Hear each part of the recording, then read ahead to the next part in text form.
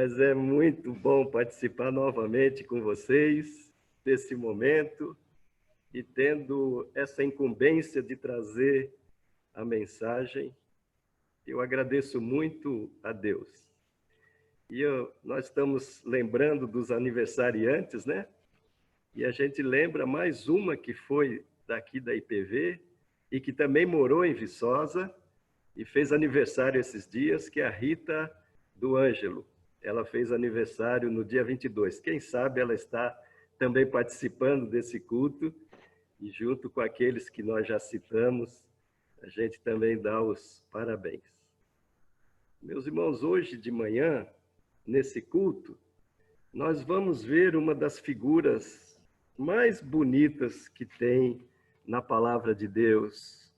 Nós vamos ver hoje um personagem, o personagem de José. José, conhecido como José do Egito. E falando rapidamente, porque nós não temos tempo, de uma maneira bem breve, bem curta, aquela história que muitos ouviram na escola dominical. E muitos de nós também ouviram essa história em casa. José era filho de Jacó e Raquel. Jacó e Raquel só tiveram 2 filhos, José e Benjamim. Então José era quase o caçula. O caçula da turma era o Benjamim, o seu irmão, por parte de mãe.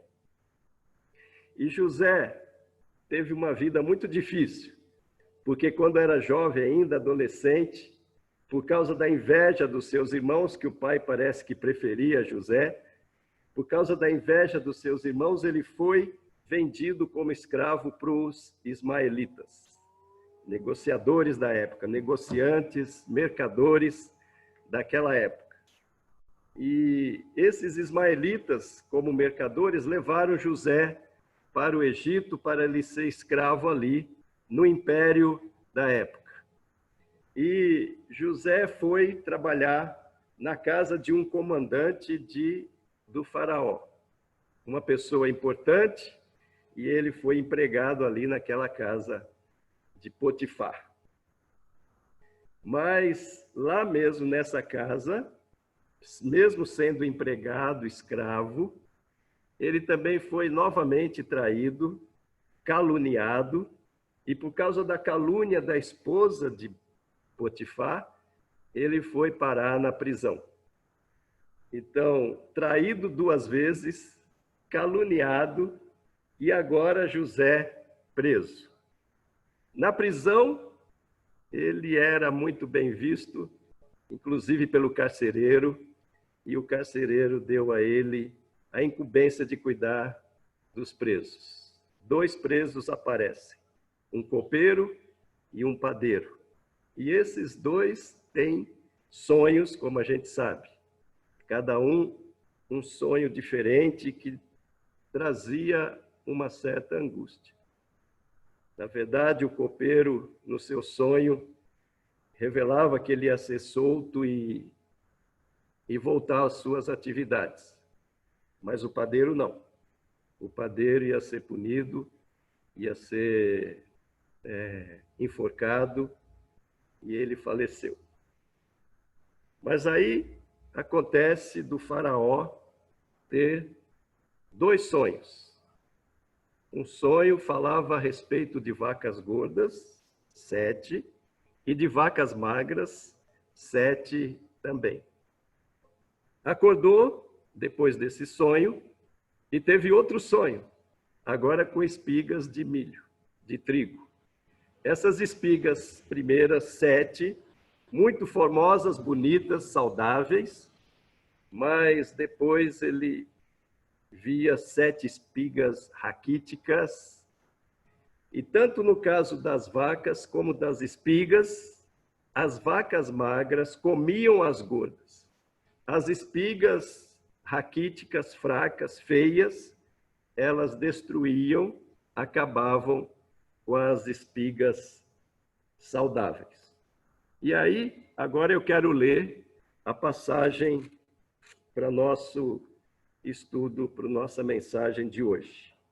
É uma passagem um pouquinho grande para dar sentido para tudo aquilo que vai ser falado. Gostaria que você acompanhasse, prestasse atenção.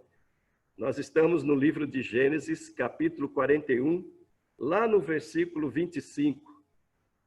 A hora que José é chamado pelo faraó para interpretar o sonho que ele teve, porque o copeiro lembrou de José e falou para o faraó que ele sabia interpretar sonho, e aqueles sonhos, 2 sonhos que o faraó teve, estavam incomodando muito.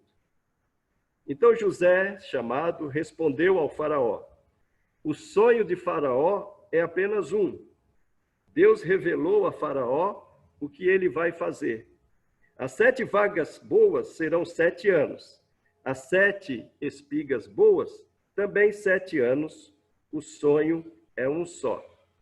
As 7 vacas magras e feias, que subiam após as primeiras, serão 7 anos, bem como as 7 espigas mirradas e queimadas pelo vento leste serão 7 anos de fome. Esta é a palavra, como acabo de dizer a Faraó. Deus manifestou a Faraó o que ele vai fazer. Eis que vem 7 anos de grande abundância por toda a terra do Egito. Depois virão 7 anos de fome. Toda aquela abundância será esquecida na terra do Egito, e a fome consumirá a terra, e não será lembrada a abundância na terra, por causa da fome que seguirá, porque será fome gravíssima. O sonho de Faraó foi repetido, porque a coisa é estabelecida por Deus, e Deus se apressa a fazê-la. Agora, pois, Faraó devia escolher um homem ajuizado e sábio, e encarregá-lo de dirigir a terra do Egito. Faraó devia fazer isto por administradores sobre a terra e recolher a 5ª parte dos frutos da terra do Egito nos 7 anos de fartura. Esses administradores deviam ajuntar toda a colheita dos bons anos que virão, recolher cereal por ordem de Faraó para mantimento nas cidades e guardá-lo em armazéns. Assim o mantimento servirá para abastecer a terra nos 7 anos da fome que haverá no Egito, para que a terra não seja destruída. Vou continuar a leitura e a hora que Faraó ouve as palavras, a interpretação do sonho, e também ouve o conselho que José, o jovem José, ele tinha nessa época 30 anos, o jovem José dá esse conselho para o faraó, o império da época. O conselho agradou, versículo 37, agradou a Faraó e a todos os seus oficiais. Então Faraó perguntou aos seus oficiais, presta atenção, meus irmãos, será que poderíamos achar alguém melhor do que José, um homem em que está o Espírito de Deus? Vou repetir essa última expressão. Um homem em que está o Espírito de Deus. Depois Faraó disse a José: visto que Deus revelou tudo isto a você, não há ninguém tão ajuizado e sábio como você. Você será o administrador da minha casa.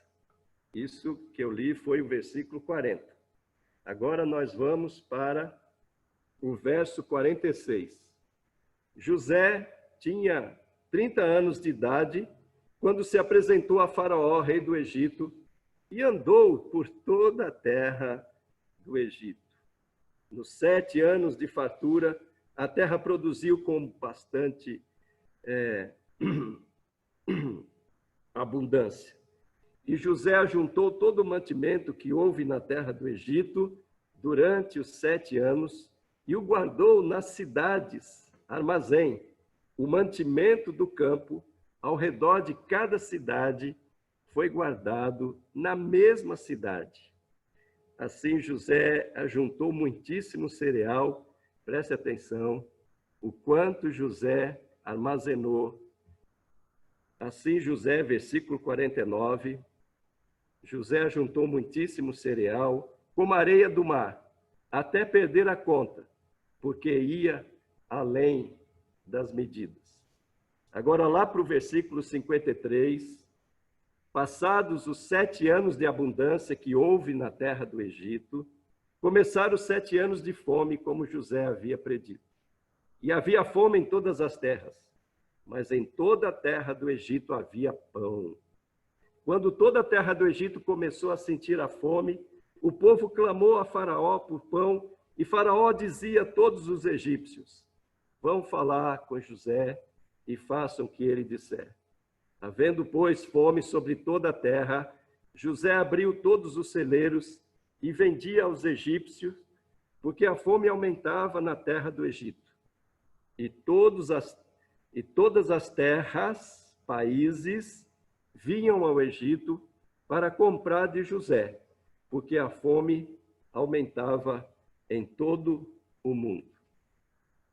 Daqui a pouco a gente continua a leitura, mas uma coisa fica em nossa cabeça. Quem era José? Que chance José tinha diante do império do Egito, do Faraó? Um jovem traído várias vezes, tendo a pior traição, a dos seus próprios irmãos, da sua própria casa. Um hebreu em terra estrangeira. Um hebreu no lugar onde o hebreu era discriminado, desconsiderado.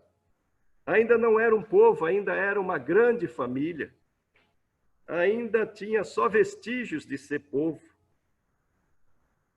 Alguém que tinha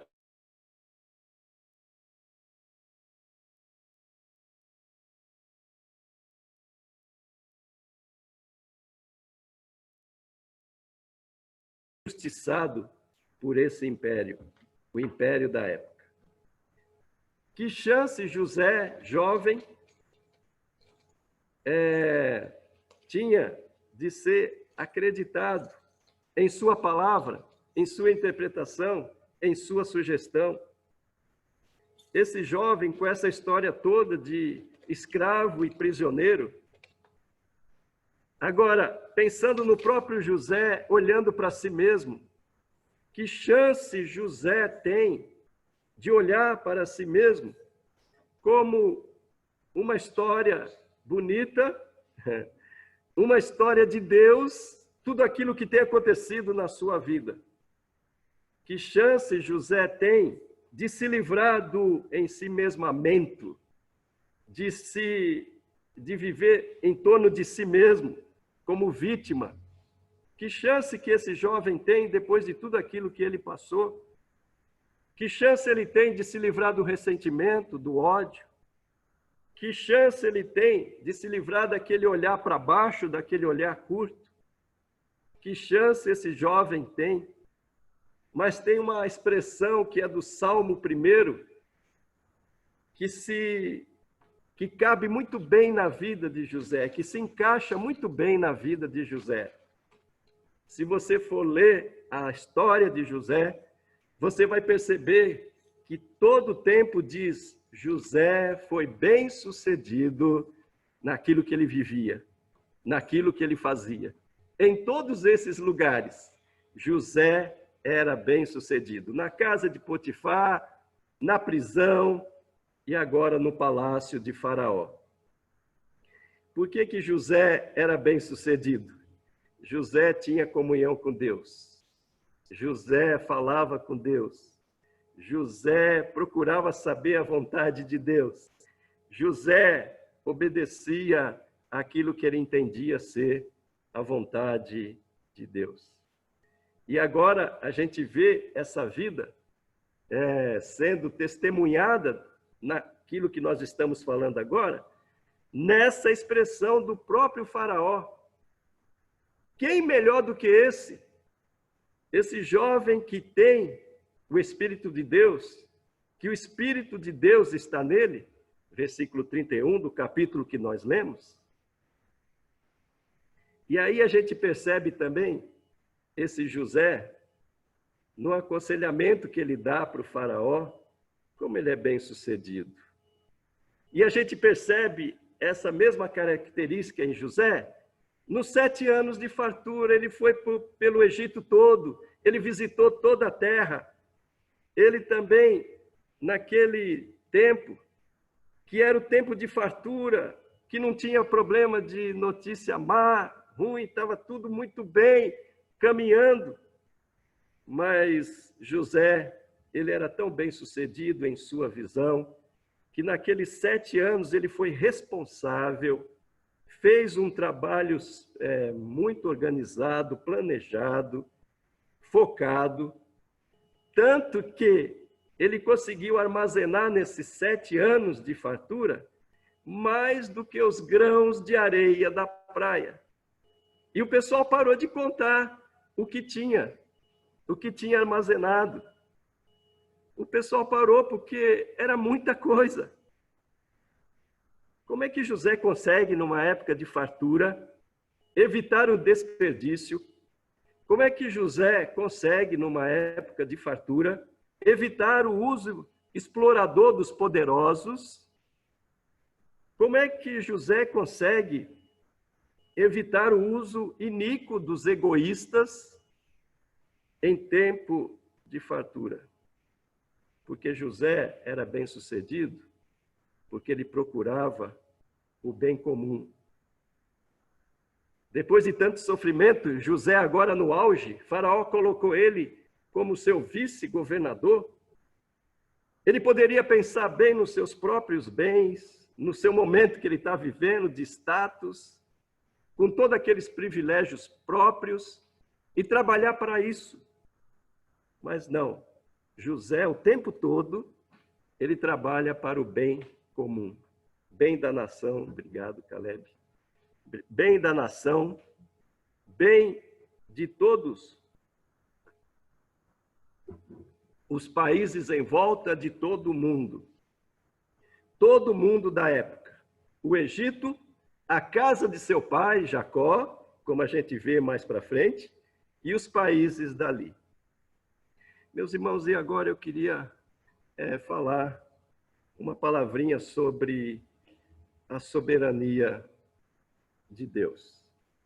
Lá no capítulo 45, no momento em que os irmãos de José, mandado pelo pai, vêm buscar alimento, capítulo 45, no versículo 5 a 8, quando ele se dá a conhecer aos seus irmãos, desculpa, nós não temos tempo para contar mais da história, mas no versículo 5 a 8 do capítulo 45, diz assim, quando ele está falando com seus irmãos: agora, pois, não fiquem tristes nem irritados contra vocês mesmos, por terem me vendido para cá, porque foi para a preservação da vida que Deus me enviou adiante de vocês. Porque já houve 2 anos de fome na terra, e ainda restam 5 anos em que não haverá lavoura nem colheita. Deus me enviou adiante de vocês, para que fosse conservado para vocês um remanescente na terra, e para que a vida de vocês fosse salva por meio de um grande livramento.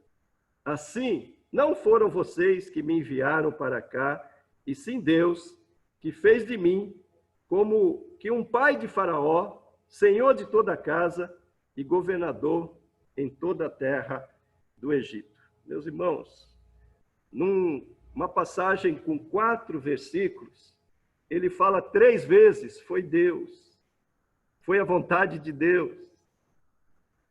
É Deus quem está agindo, é obra do Senhor.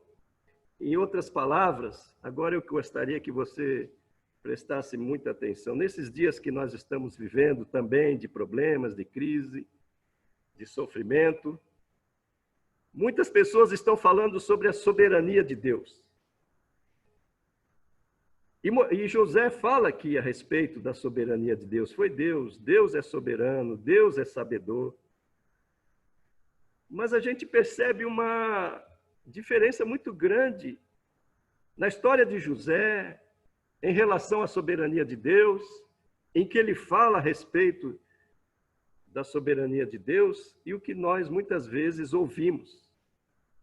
Muitas vezes nós ouvimos sobre a soberania de Deus como se fosse alguma coisa fatalista, um determinismo castigador, um juízo que parece que quer esmagar e humilhar, porque Deus é todo poderoso e todo soberano, e nós estamos sofrendo esse castigo de Deus porque Ele é soberano. Muitas vezes a gente ouve, e o sentimento que a gente tem da soberania de Deus é esse.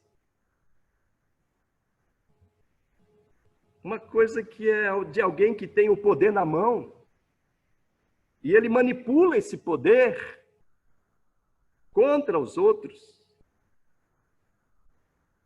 Esse controle mal, a ideia que muitas vezes a gente tem, talvez nem a pessoa falou isso, mas a maneira como falar é essa ideia. Mas vamos ver agora aqui, nas palavras de José, onde que a soberania de Deus se manifesta? Meus irmãos, primeiro, esse jovem que tinha tudo para ficar em si mesmo, para pedir privilégio para si mesmo, agora está diante do faraó. O que a gente percebe é uma disposição de interpretar aquele sonho com discernimento, uma disposição para participar da história, para ajudar. Soberania de Deus. Soberania de Deus, disposição do jovem, disposição do crente, disposição do fiel. A outra coisa, ele não é só disposto, mas a sabedoria que ele manifesta, isso é soberania. Ele sugere esperança, ele sugere ação, ação vitoriosa, ele sugere vida. É aquela sabedoria que é mais do que o conhecimento. Parece que ele tinha conhecimento na armazenagem, mas é mais do que conhecimento, é mais alto que o conhecimento. É um conhecimento que é usado na disposição para ajudar. É um conhecimento que é para ser aplicado na ação, para o bem de toda a nação e de todos os que envolvem aquele mundo. Disposição, soberania de Deus. Sabedoria, assim como Jesus era a sabedoria, soberania de Deus. E a outra coisa, a salvação. Quando José falou para os seus irmãos, eu vim para cá porque Deus queria trazer vida. Foi Deus quem me trouxe.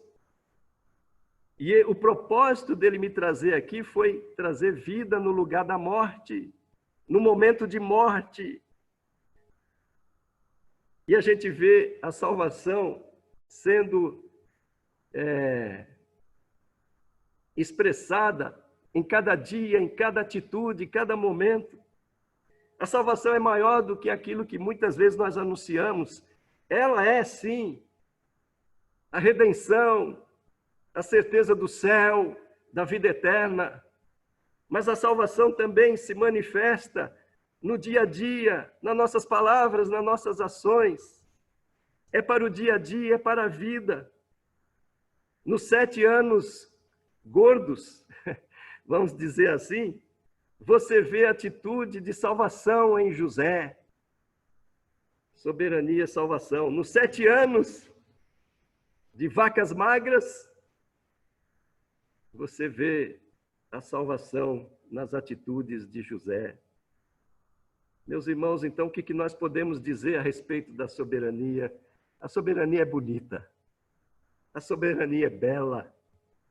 A soberania é um movimento de Deus, da vida, dentro do movimento de morte. Por que tem um movimento de morte? Porque existe o pecado, existe o diabo e os seus anjos, essa potestade. Deus, por enquanto, não quer parar e não pode parar por causa da história com esse movimento de morte, a traição dos irmãos, a prisão, a calúnia, movimento da morte, e a morte ainda está agindo, a morte ainda tem seus efeitos, movimento de morte, mas soberania é o movimento de vida dentro desse movimento de morte. A traição dos irmãos, de repente, é transformado pela soberania de Deus em missão de Deus. Foi Deus quem quis assim. Na soberania do Senhor, Ele me enviou até aqui. Existe uma missão, existe um envio. E na soberania existe um propósito: salvar a descendência de Abraão, de Isaac, de Jacó, meu pai, povo de Deus. Salvar o povo do Egito inteiro, salvar o povo do mundo da época. Esse é o propósito de Deus, esse é o propósito da soberania do Senhor. Por isso que eu estou disposto, por isso que eu procuro a sabedoria de Deus, por isso que eu trago atitudes de salvação, porque a soberania tem o propósito de salvar. E ele fala da culpa. Meus irmãos, vocês me traíram, é verdade, é pecado, é culpa. Mas olha, eu falo dessa culpa com uma palavra branda de amor. Porque a soberania de Deus também é bondade de Deus. Não é para castigar, para controlar, mas para trazer o perdão. Porque Deus é bondoso na sua soberania. Deus quer resolver o nosso problema. Deus quer resolver o problema da sua criação, da sua criatura, dos filhos de Adão e das filhas de Eva. É o zelo de Deus por sua criação, isso é soberania. Onde abundou o pecado, vocês me traíram, superabundou a graça, isso é soberania de Deus. É o juízo de Deus dado para que a gente experimente a graça, o perdão e a salvação. E aí eu vou para a última parte dessa mensagem, falando que eu tenho um sonho. Não é sonho como do faraó, não é um sonho como de José, na casa do pai. É o sonho mais parecido como do pastor Martin Luther King, um pastor batista americano dos Estados Unidos.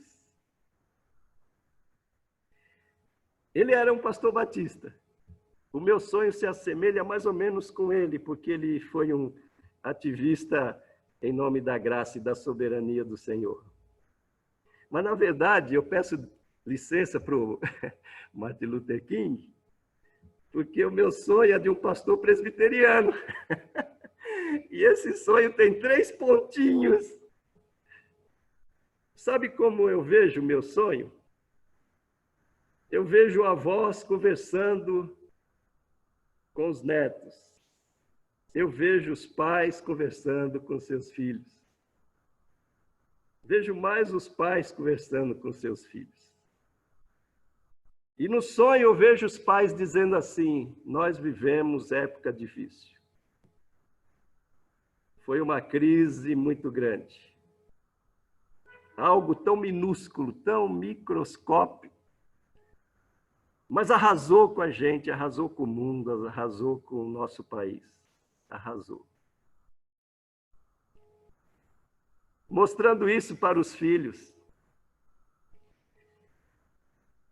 Mas os filhos perguntando assim para os pais: e vocês, como é que vocês agiram nessa época?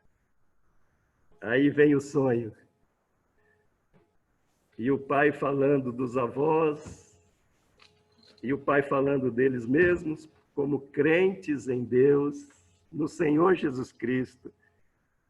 E eles dizendo assim: nós éramos tão poucos e fracos, assim como José na prisão, mas nós agimos com discernimento. O primeiro discernimento que nós tivemos foi quem era Deus. e discernir o agir de Deus. O outro discernimento que nós tivemos foi o momento que a gente estava vivendo. Não era um momento para valorizar o sofrimento, mas para valorizar o que a vida pode fazer nesse momento de morte. O discernimento para chegar e falar para os filhos e para os netos o seguinte: não foi eu, não fomos nós, foi Deus. O segundo ponto do sonho da palavra é: mas pai, como é que vocês conseguiram agir diante desse discernimento?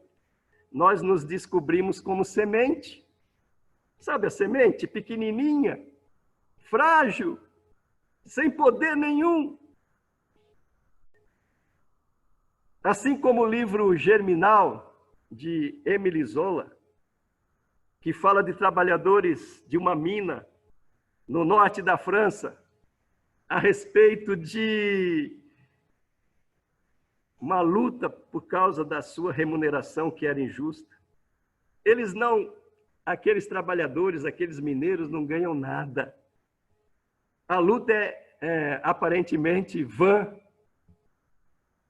mas termina o livro dizendo de um campo arado, cheio de semente. Semente que frutificou mais para frente. Semente que deu um resultado diferente depois na história. Assim como os 5 pães e os 2 peixinhos. Uma atitude singela, como a semente, que envolve a questão do sofrimento e da dor, porque Jesus fala: se a semente não cair no chão e morrer, ela não vai frutificar. Meus filhos, seus avós, seus pais, entenderam que eram como sementes enviadas por Deus. E por último, no meu sonho, o terceiro ponto é: nós nos sentimos e agimos como semeadores da vida. No lugar da palavra de tristeza, a gente trazia uma palavra de ânimo e alegria. No lugar da dor e do choro, a gente trazia uma palavra de gentileza, bondade e esperança. Onde nós estivéssemos, em que lugar e com qualquer pessoa que nós estivéssemos, nós éramos semeadores da vida. Foi assim que nós lidamos com aquele tempo. E assim Deus agiu. E assim a nação, o Estado, a cidade, o mundo foi salvo por esse povo, povo de Deus. Amém. Irmãos e irmãs, onde vocês estiverem, seja Deus gracioso para conosco e nos abençoe e faça resplandecer sobre nós o seu rosto, para que se conheça em toda a terra o seu caminho e em todas as nações a sua salvação. A terra deu seu fruto e Deus, o nosso Deus, nos abençoa. Que Deus nos abençoe e todos os confins da terra o temerão. Amém.